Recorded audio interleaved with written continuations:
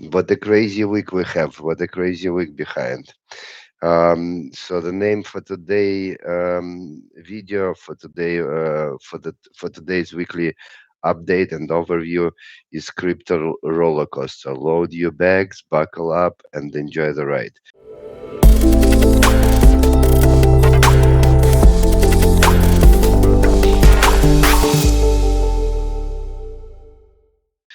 Today is 2nd March.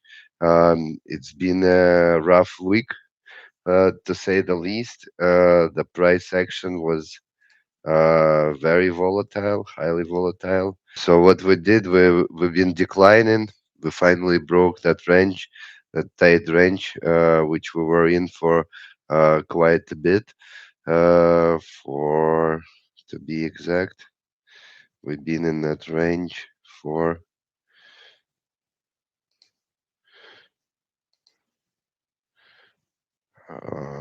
20 days. For 20 days, almost 3 weeks. We've been in the range. We finally broke out of that tight range.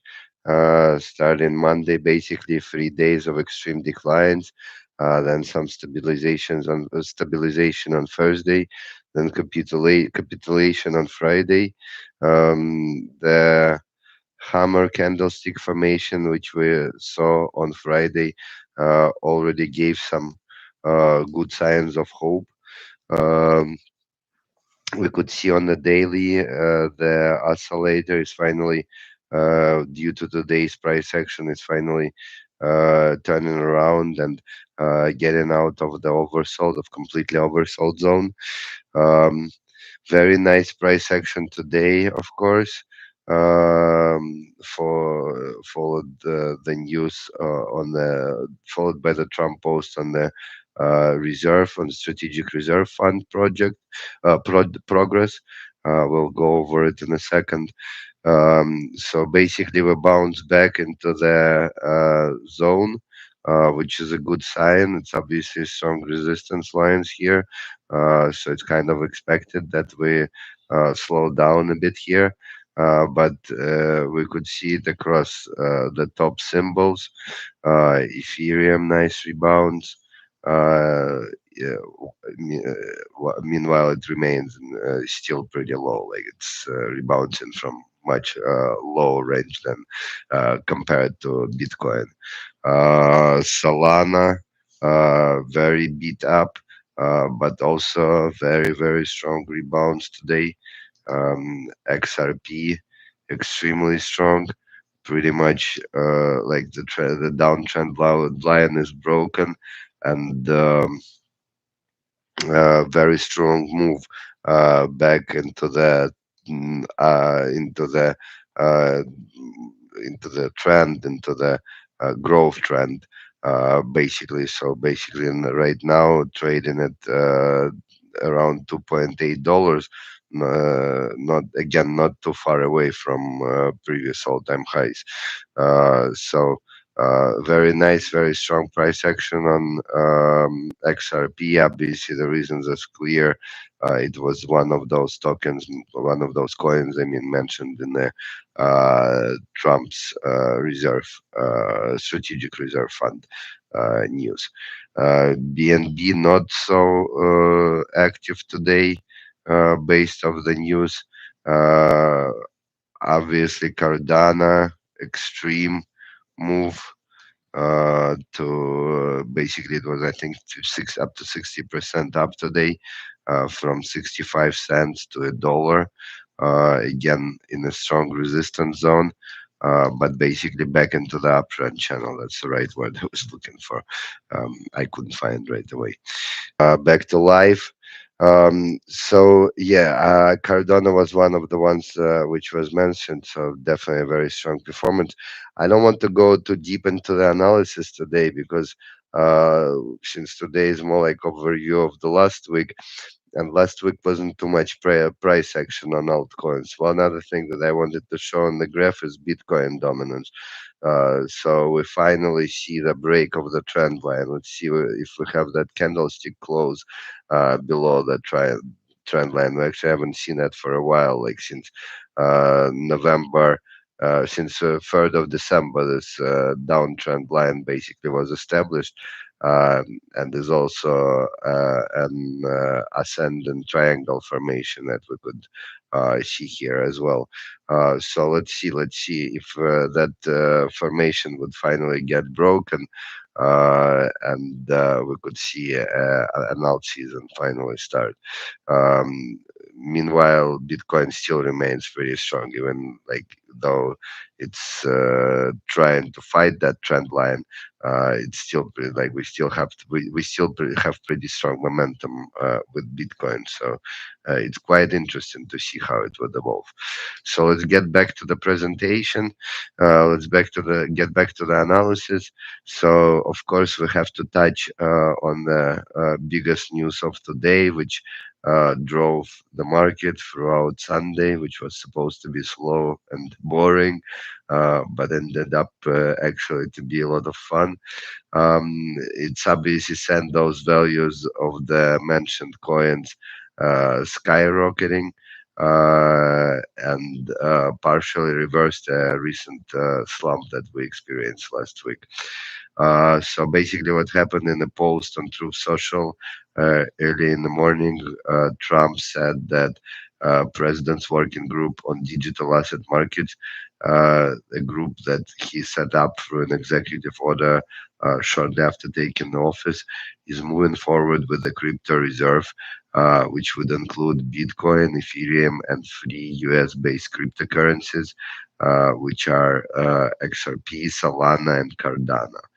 Um, and that obviously gave a huge uh, head for those coins, and they just had a pretty nice rally throughout the day.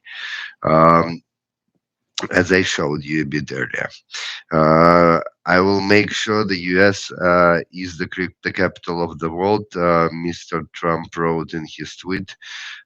David Sachs supported him a bit later. To remind everyone, David Sachs is a venture capitalist and the president's appointed White House AI and crypto czar.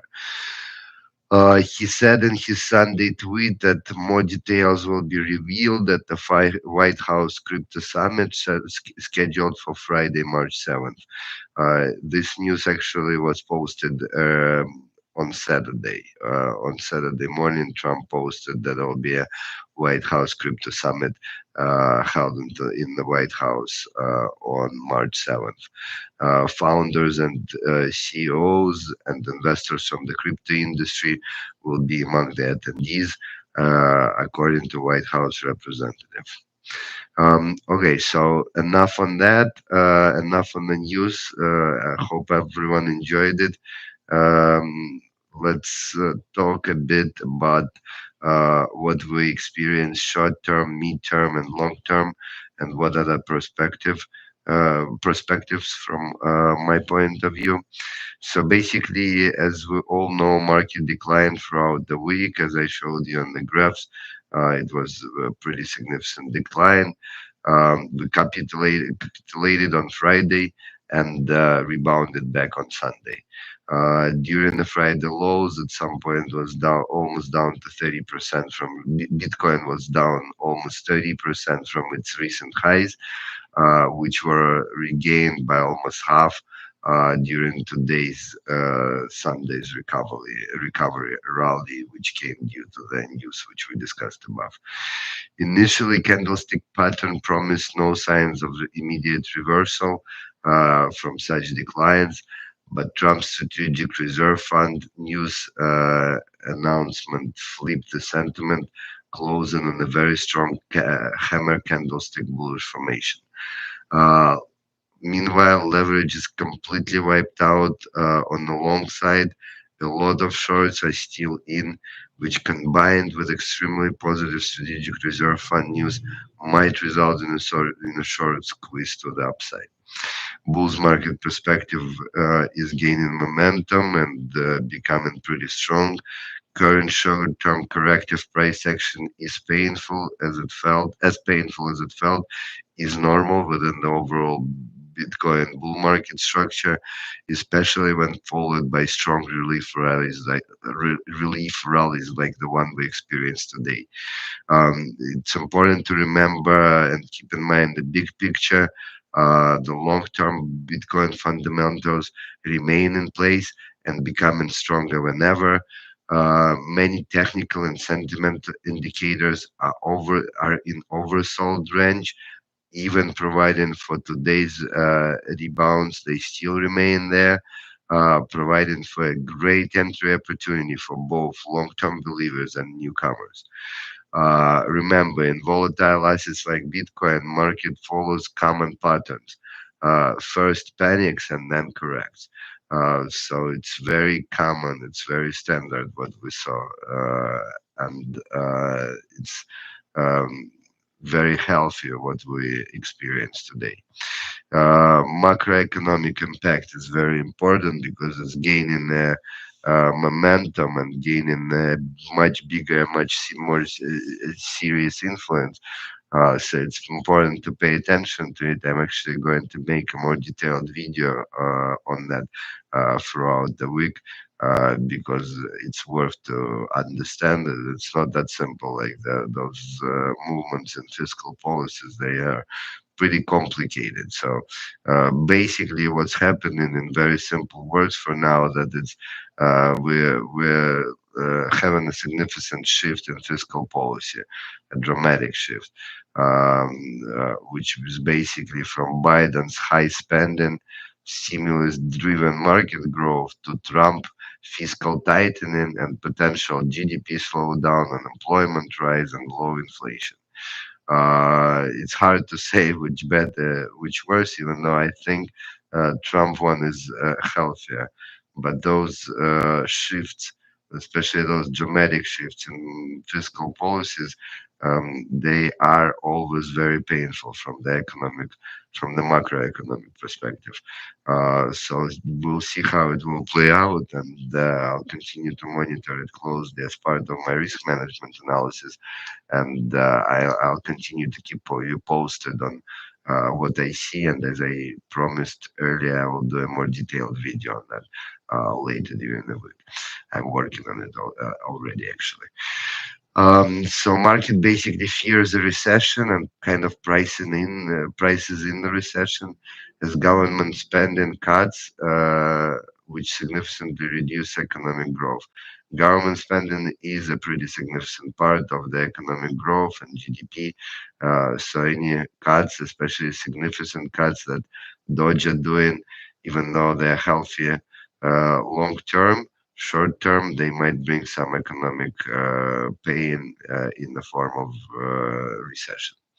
The Federal Reserve may lower the interest rates as inflation cools, which could eventually support the market, but that might take some time. With Federal Reserve, you never know how fast or slow they're going to react. But unfortunately, usually it's either too fast or too slow. They're never like really on time. Even though to give them a credit, like they've been doing pretty good lately. Been pretty good in avoiding any serious and unpredicted moves. So hopefully they will manage it well and won't be late this time because it seems like they, with what Trump administration is doing on the fiscal tightening side, they should decrease the rates sooner than later. Okay, so short term, 3 to 6 months of uncertainty, followed by long term optimism. I think that's a pretty accurate description of how I feel and how uh, how I'm basically going and how I'm playing that market. So I'm ready for more short-term pain, but long-term I'm remain optimistic, and I'll show you below a bit more why. The market is currently pricing in economic downturns, as was discussed above. Bitcoin's long-term fundamentals remain strong, with its fixed supply contrasting with fiat currency inflation, which is like a major uh, strength for the Bitcoin. The ETF boom and Trump election win fueled the recent BTC rally, but macroeconomic factors now dominate. But as we saw today with the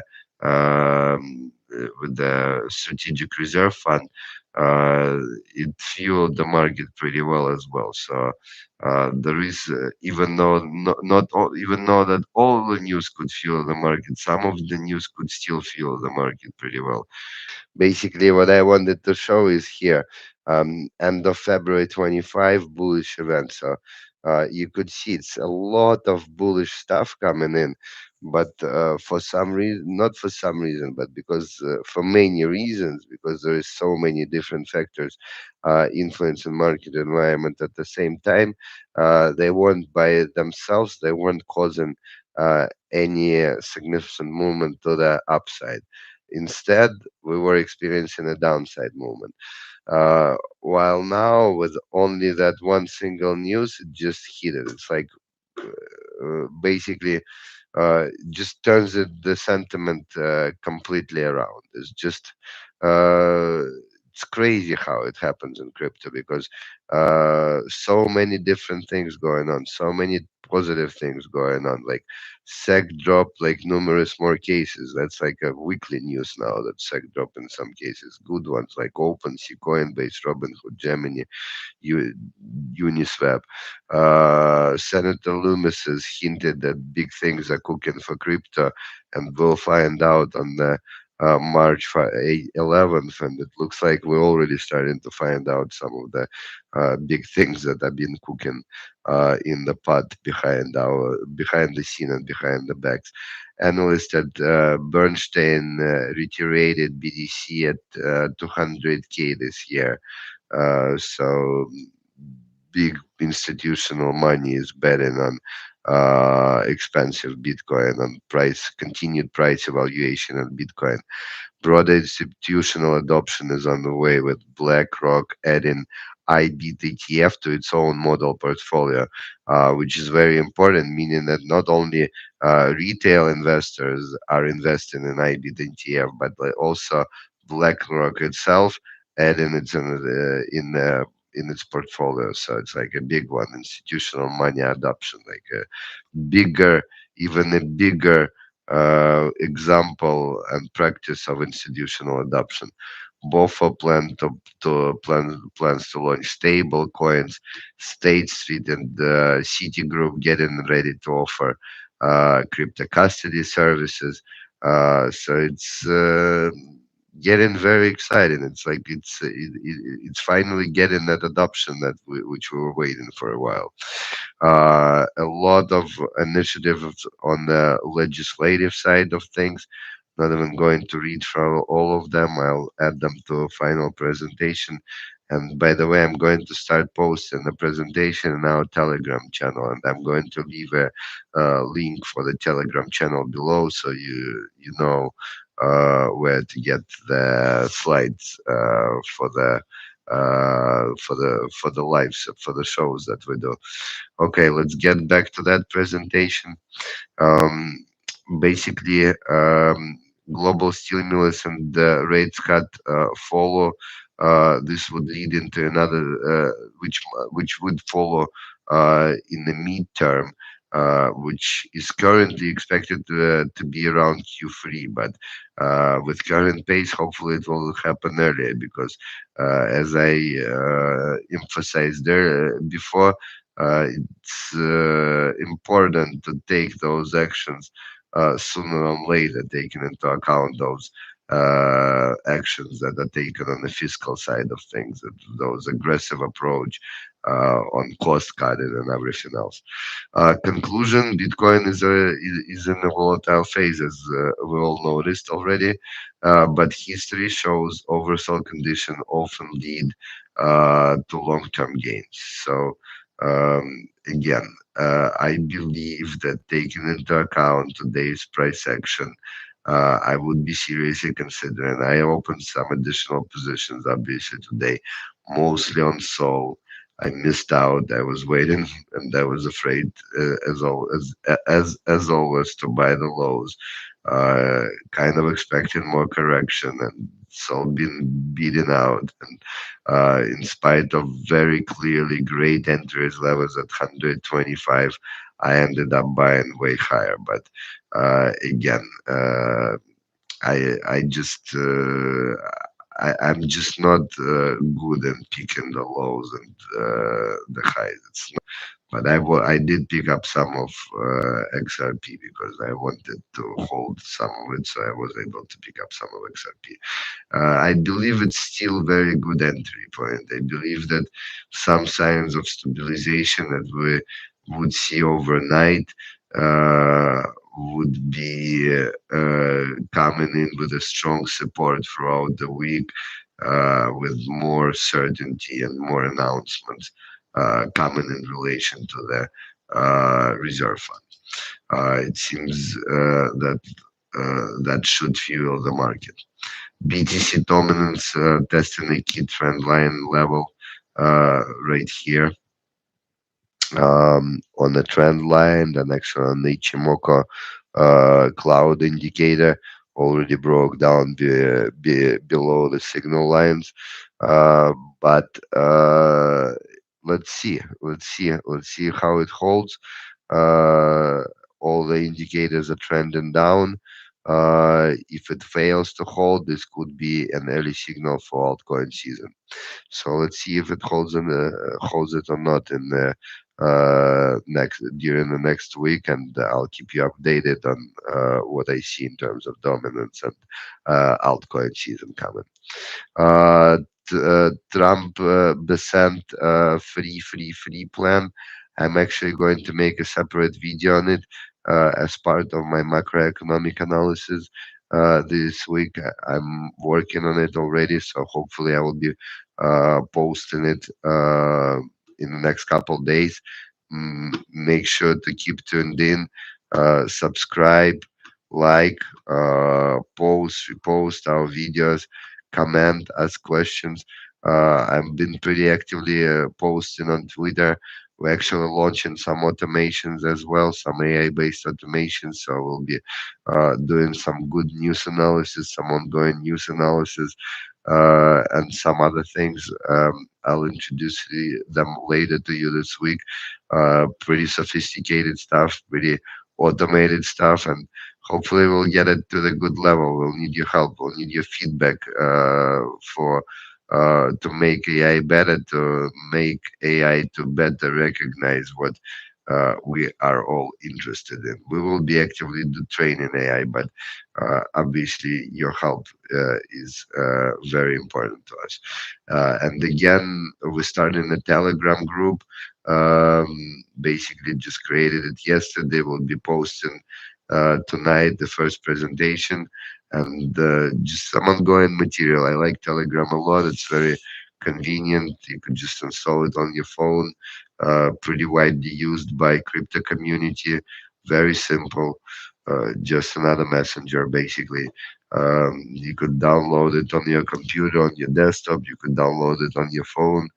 Uh, if you don't have an account, just register it with your phone, and you will have access to all this presentation material, to all this alpha, to all these suggestions, and basically our vision. It's pretty structured. We try to make it pretty structured, basically straight to the point.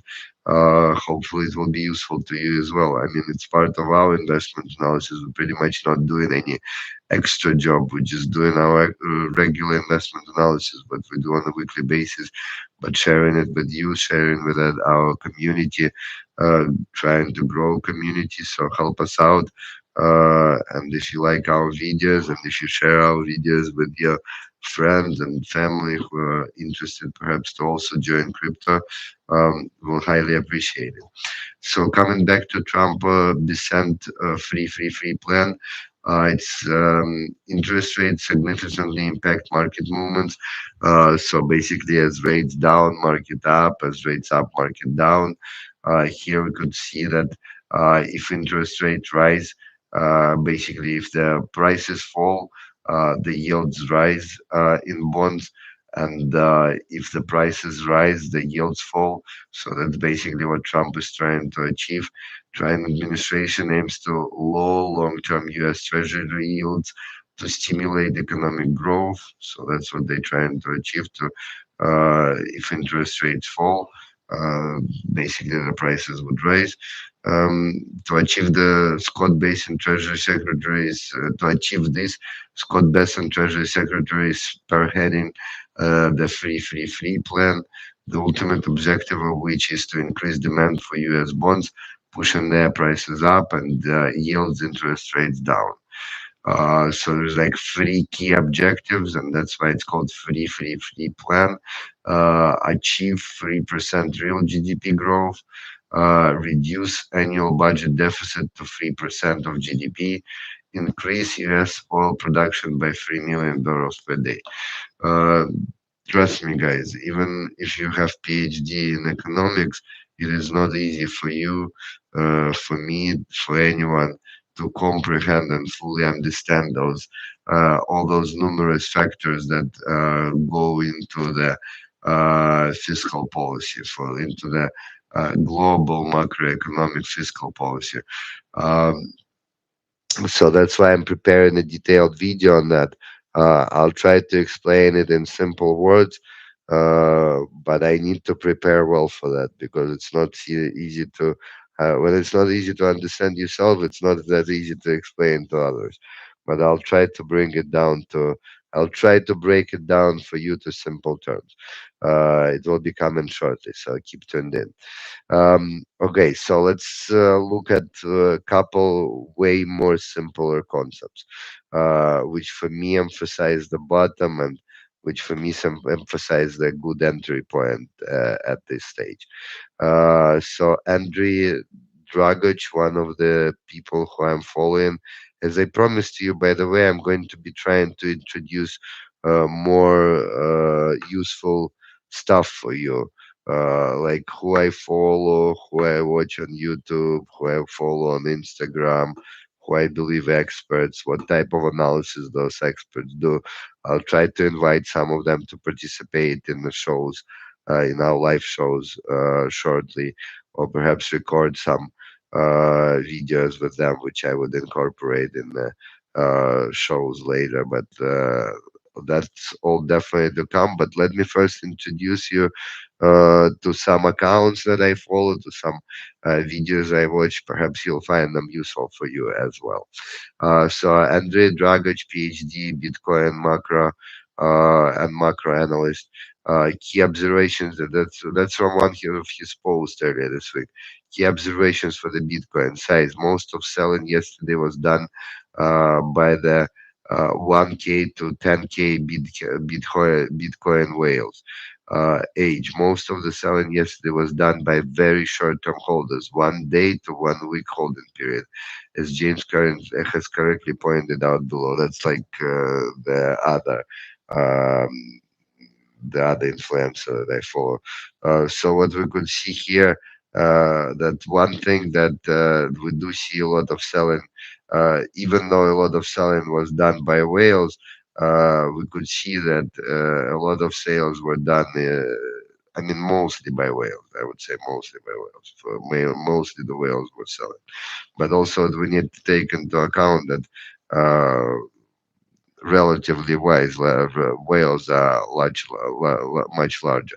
But generally, I agree. There was another interesting news that I forgot to incorporate into my analysis. Don't think I reposted it, but I'll repost it later today on my Twitter account if I find it. But it was all over the Twitter actually today, so you probably saw it already if you are subscribed to some crypto related accounts. If you're not, you should, because it's very useful. It's like very useful source of information. You should find those people that you like, that you follow, that you should develop trust. Like, don't trust me, don't trust anyone. Like, you should develop trust. You should test everyone out. It takes time. Testing out takes time. So make sure to test everyone out because there's a lot of bullshit out there. So make sure to cut that bullshit out and test out before going on nil. But short-term holders are not note that short-term holders are not necessarily equivalent to retail. Many whales that tend to be short-term traders as well. I mean, kind of makes sense because the whales usually are traders, not only investors. But this graph actually is much more interesting. It's stable, not graph. But I find it much more interesting and kind of more useful to read my market sentiment. So it's by James Van Straten. Again, you could see his X address here. So basically, what he says and what he knows that short-term hodl sells, mid and long-term hodl. Short-term hodlers who bought the top are selling spot Bitcoin. This isn't leverage-driven.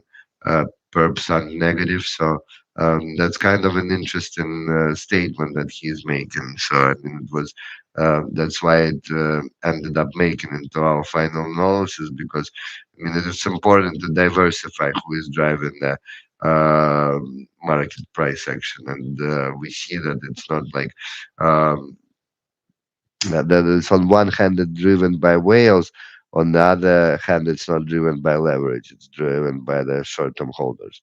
That's why equity researchers then he goes into explaining a bit more that about equities and about MSTR, which is Michael Saylor's MicroStrategy, renamed into strategy now. A green, they must have bottomed out or close to. Just your old-fashioned fire sale in BDC. But this is very interesting. So basically, 10-year to 1 year holders are not selling anything. So those who've been holding Bitcoin for over 1 year, they sold nothing. Even the 6 months holders haven't sold anything, like $11, nothing. 3 to 6 months holders, nothing, less than a million. So basically, the investors who were selling, relatively whales or not, or retail, were the short-term holders, not the long-term. The long-term bags are still in place, and no one selling long-term bags. So that's very interesting. That shows that there is a lot of strength, a lot of long-term belief into Bitcoin. That short-term that short-term investments, short-term hands are exchanging, when long-term hands are strong, are hodling and holding strong. Okay, let's move to spot ETF net flow outflow, another important crypto-specific indicator. I generally believe in the market state like we experienced last week. It's a bit more important to give more broader view, to show you, to introduce you to some metrics, some broader metrics that we are monitoring continuously and permanently in attempt to stay ahead of the market, or at least up to with the market. So this is an important one. This is the one that came into the game early in 2024, around then, and first ETFs been launched, but we're finally getting some history here. So we could see how ETFs performed under various price actions. So what we experienced over the last week was the longest consecutive outflows since ETF launch. You could see 1, 2, 3, 4, 5, 6, 7, 8, 9 days of outflows. Before it was like usually around 4 or 5 days of consecutive. There was like one pretty bad here in the beginning of the year, after the December hype. So I mean, not like completely exceptional, but it's not only the longest consecutive, but it's also the highest USD volume of outflows since the TF launch. Pretty emotional driven. Remember, this is not professional, and this is the bottom, about 1 billion, um, somewhere around Wednesday.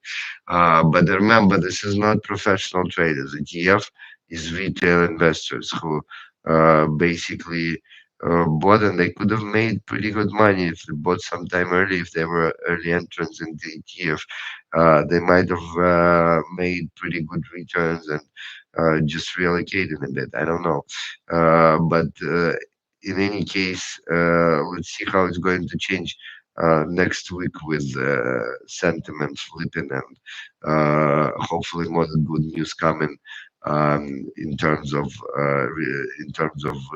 crypto. Crypto strategic reserve fund. Another indicator, another important one to look at, it's actually combines 30 different indicators. You could find it on CoinGlass. It's 30 bull market peak indicators. Sell at the top. Remain at the max hold throughout the latest crypto market pump in November, December 24. So basically, what you could see here that out of 30 indicators, 29 indicate that the bull market peak have not been achieved. So we're not even near the close. And that's why it's kind of good to keep it in perspective to understand where we are in the market cycle. And unless we believe, which I don't believe, that the bull market is broken, because with the news like we saw today, I mean, how could it be broken? How could the bull market be broken? It's going to be it's just beginning. It's going to be just fueled by the more and more positive news. It's just like um, I mean, it looks like it's like not been. I think a lot of positive news. It seems like the market is might be even be a bit behind right now because even me last week, uh, even I was not expecting any such fast movement. It's very hard to read, even if you're deep in the market, your feet deep into the water. Uh, you're reading all that stuff, you're trying to understand all this movement and sentiment. It's very, very hard to predict. So sometimes those things happen just out of nowhere. There's black swans, mm, and we most often speak about black swans. But there is also other type of swans, those swans that bring very positive price action, and that's what we experienced today. And um, again, I'm going to share with you. I'm going to very shortly present. Follow me on Twitter. It probably will be posted there before YouTube, and on Telegram as well. I'll after I'm posting reposting that video in the recorded section. I'll add all the appropriate links to the Telegram account, to the Twitter account, so you'll be able to see all the links. But in any case, we're just in the beginning. I believe we just kind of like what's the right word? Not recharge, but like rebalanced. It's like basically deep down, and like we're really ready. We're really ready for the new leg up. Um, so if you're planning to allocate, not a financial advice, obviously none of what I'm showing you is a financial advice. Just showing what we're looking at. I'm just showing what we're doing.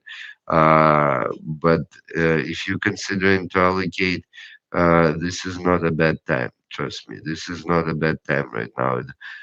We did not have those very entry levels for quite a bit, and we did not have that sentiment and that uh, strong, convinced overall feeling for good entries. That's another indicator that is proving exactly the same point. Very crypto specific fear and greed index. I'll do more presentations, explanations. I've just started working on some master classes which will provide more explanations, more details for you on how all those indicators work and how we use those indicators to make our investment decisions. Sometimes it might be a bit counterintuitive. For example, here with fear and greed index,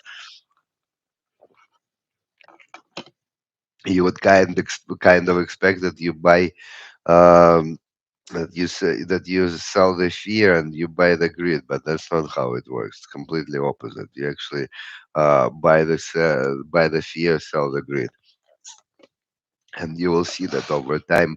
Um, I've actually done some pretty interesting studies on that. Perhaps we'll do some preparation of them as well and share them with you. But there are some very simple strategies that you could build around fear and greed index while buying in fear. Just basically very simple. Just buying several times during fear when it hits maximum fear extremes, and selling when it hits the maximum greed index. And I mean, it's an interesting strategy because, like, you kind of like keep it's like investment grade strategy where it's like very simple, but you keep rebalancing. Like you never exit position completely. Like you keep holding the position. You just basically either increase in position or decrease in it, kind of like down cost and average, and by taking profits off the table. So it's like it's very simple but smart. I'll probably present it shortly for you. For now, extreme fear. What is important to know that sometimes we do stay in the area of extreme fear for quite a bit. So don't expect that it might what we saw today might be just a relief rally. And the difference from between relief rallies and the real rallies is that relief rallies might be not long lasting. So they might just bring us back to some um, previous levels of resistance and then rebounds back down unless supported by some more positive news, which might happen. We never know. With Mr. Trump, things have been moving very, very fast thanks to him, uh, because it seems like everything he is doing is great for United States and for the market and for the crypto especially. And as a crypto traders, that's what we're mostly interested in on-chain support. So what we see, that's another very interesting indicator that I follow a lot. It's called short-term holder realized price. Again, I'll be doing more education on what it is about and how it works. This metric represents short-term Bitcoin investors' average entry price, basically their cost basis. In a bull market, BTC below this metric typically highlights a value by an opportunity before price then bounces back above. We could see it here highlighted. We could see here a small run, here a huge run. That's last year. That's pretty much, I believe, that last November run, and that's earlier last year.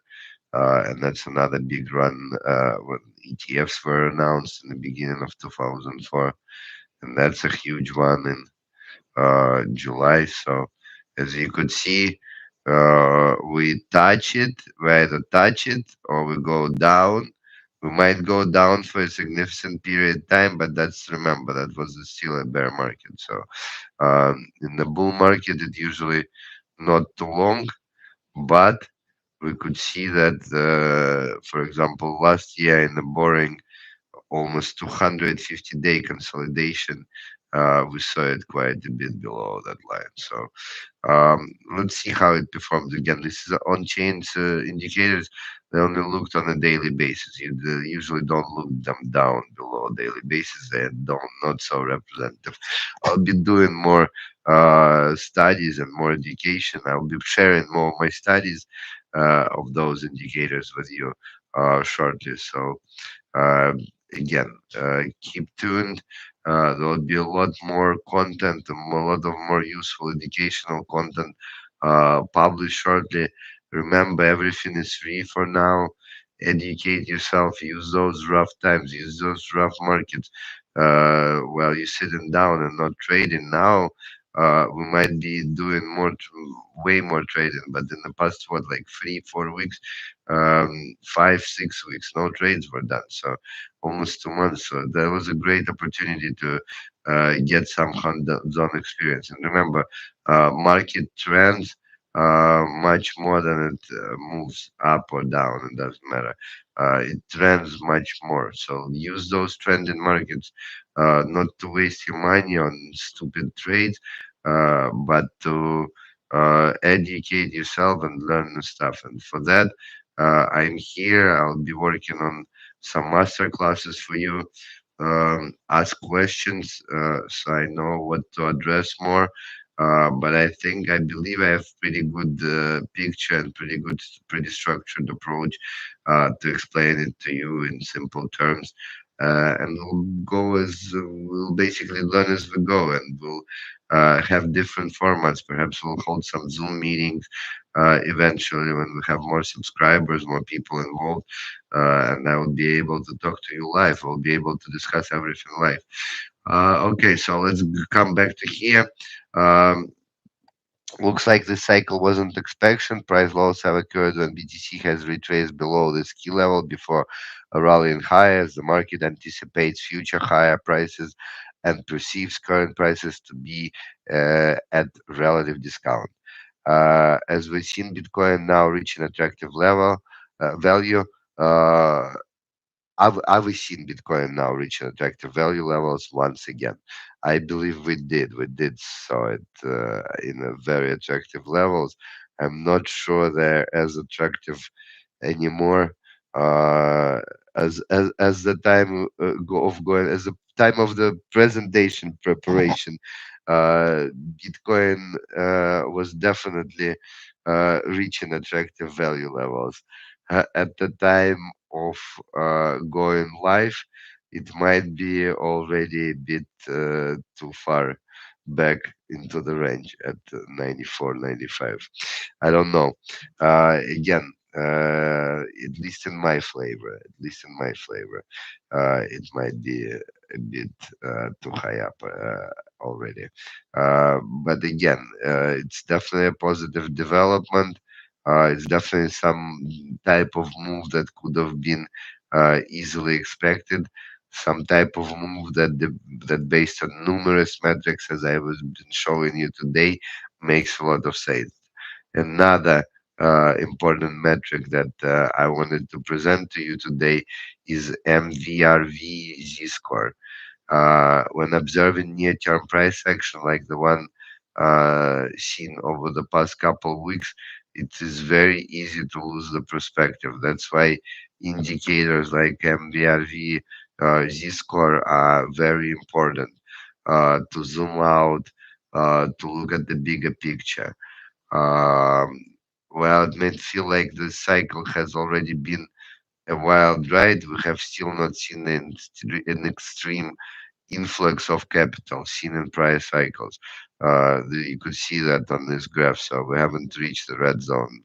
Here in 2020 and 21, we reached in 17, 18, and we reached in 13, 14. It was reached twice, but here it wasn't broken once yet. So it's actually pretty low. We're like not even like touching close into 4-6 range. We're like between 2-4 range, which is very light.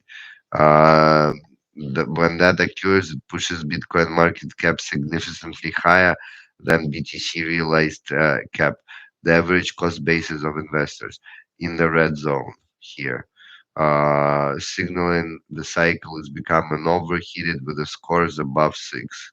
So above 6. We're not even above 4. We haven't even touched 4. With all this bullish momentum and bullish news coming into the market, I mean, we should be definitely at least expecting 4 to 6 uh, being covered. The high score for the metric so far this cycle is just 3.36 with a current score of just 2.19. I still believe that there is a long way to go before retail and institution really start to rush in. This is why I continue to believe that investors should not panic but be patient. Bitcoin has historically rewarded patience a lot. Bounce soon. Looks like again we're a bit behind. Bounce already in. Doesn't isn't it look like that? Doesn't it feel like that? What's the markets are doing? Let's take a look what the markets are doing. In the correction mode. Everything is in correction mode. Might be opening for some great entries. So let's keep monitoring overnight. Let's see what's going to happen overnight. Let's see how deep the correction is going to go. I mean, my expectation that it might go back to like 91, like it should retest 91 or even 80, 89, 600 zone. So might be a good retest of below 90, a bit below 90. So keep an eye if you're looking at. With the Ethereum, much harder, but I believe it might go back to like 2,300. It's much more volatile. Might go back to linear regression lines to the trend, to the lower end of the trend. So let's keep looking. Sol also might very well go because it's several intersections on the linear regression. So I wouldn't be surprised if we see Sol at around 100, back to around 160. Um, XRP, I would not expect. It might touch 2.5. It might retrace here, but I would probably more expect it to hold 2.6, 2.7. But again, let's see how market is going to be digesting that overnight. Croy is on fire. Crypto.com is on fire. I'll be monitoring it. I like Crypto.com, a good exchange. Uh, Nothing else. Nothing else is on fire. The day already switched for me. Remember, those bad boys in AI were performing pretty well. I'll be probably working on some. If they continue rebounds, I'll be working on some update on them shortly as well. Okay, let's finish up. Let's finish up today's video. What do we have left? We have Bitcoin Crosby Ratio. I mean, kind of the same. They all signal the same. Like I did, they're all part of this 30 bull market peak indicators. I just selected several which I use, but they all kind of signaling the same. That they're low ranges, below zeros, nothing close to oversold, so not like even close, nothing even close to oversold conditions. Um, so a lot of growth potential. I think there's a lot of growth potential. That's why I think risk to reward ratio turned pretty well based on the price action that we saw last week and including today's Sunday's price action. And it's not overheated, but it might get overheated fast. I'm not sure when I'm going to do the next video. Keep following on Twitter, keep following on Telegram.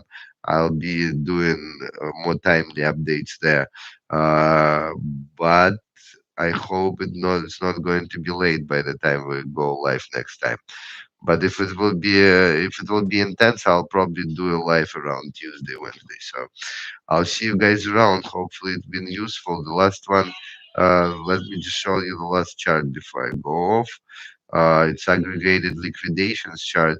I mean, it's also very important to look at how the leverage the market is at each point of time, and market is completely deleveraged and ready to go.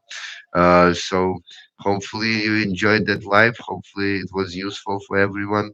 Um, um, Keep following us. I will be working a lot on more materials, as I told you. Um, I have a busy week ahead. A lot I want to bring to the community, a lot I want to share to you. So I'll be working on preparing those materials, and I'll see you shortly. And keep following us on on YouTube, on Telegram, and on Twitter. We'll be launching a lot of new stuff this weeks and in the coming couple months. So get much more interested, much more professional, much more sophisticated, and my like well organized, structured, systematic, the way we want to do it. Basically, we will be trying to keep to our original promises that you should be able to invest and trade crypto by spending no more than hour and a half per week.